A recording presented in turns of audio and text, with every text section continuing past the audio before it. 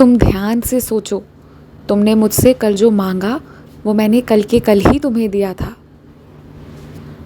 तुम जो मेरी परीक्षा ले रहे थे कि मैं तुम्हें सुन रहा था या नहीं, तो मैंने वो पूरी कर दी है। ध्यान से सोचो, याद करो, तुम्हें खुशी होगी।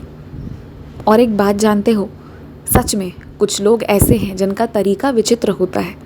उन्हें देखकर ऐसा लगता है कि वो दिखावा कर रहे हैं, मेरी भक्ति नहीं कर रहे हैं। पर सच कहूँ ना, तो बस उनकी आदत ही वैसी है, वरना वो मेरी भक्ति भी करते हैं और कड़ी भक्ति करते हैं। बाहर से देख कर ना किसी के भी बारे में, किसी भी निर्णय पर मत आना, जब तक कि ध्यान से अच्छे से तुम्हें अंदर की बातें मालूम ना हो। बस यही सिखाना चाहता था तुम्हें।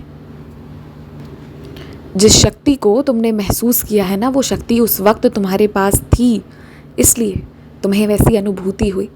एक बात जानते हो, मैं अपने बच्चों से बहुत प्यार करता हूँ, और अगर मुझे उनसे कोई काम करवाना हो जो उनके हित के लिए हो, तो मैं चाहे जैसे भी वो करवा लेता हूँ, प्यार से, डांट कर, कभी कभी डरा कर भी।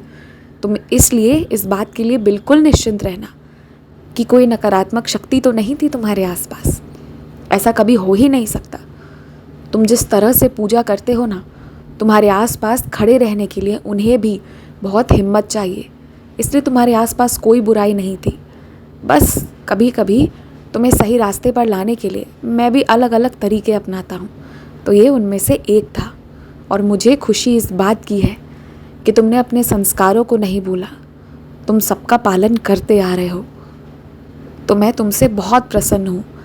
देखो तुम क्या कर रहे हो, कैसे कर रहे हो, नहीं कर रहे हो, ये कोई तो नहीं देख रहा, पर मैं पल पल देख रहा हूँ।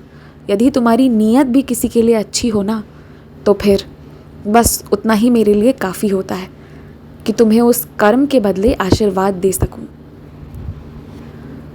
तुम्हें आशीर्वाद देता हूँ कि तुम इतने सामर्थ्यवान रहोगे ना, कि हर इंसान के चेहरे पर खुशी लाने की तुम हिम्मत रखोगे। तुम्हारे माध्यम से जो तुम्हारे आसपास आएगा ना, उसे खुशी मिलेगी, उसे अपने होने का, अपने खास होने का बहुत अलग सा एहसास होगा तुम्हारे कर्मों के कारण। आशीर्वाद दे रहा हूँ तुम्हें। हमेशा खुश रहो, हमेशा मुस्कुराते रहना।